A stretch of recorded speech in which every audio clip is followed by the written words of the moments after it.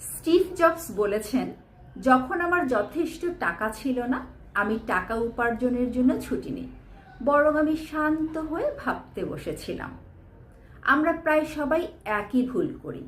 টাকা নেই তো মরিয়া হয়ে যে কোনো কাজ ধরি, যে কোনো জায়গায় ছুটি, কিন্তু ব্যস্ততা আর কাজ এক জিনিস নয়। সারাদিন দৌড়ালেই যে সঠিক দিকে যাচ্ছ তার কোনো গ্যারান্টি নেই।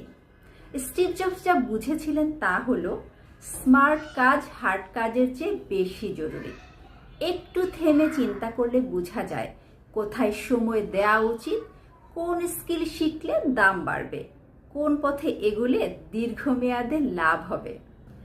অন্ধের মতো দৌড়ানোর চেয়ে একবার থামো, পরিকল্পনা করো, নিজের স্ট্রেংথ চেনো, একটা পরিষ্কার ভিশন তৈরি করো।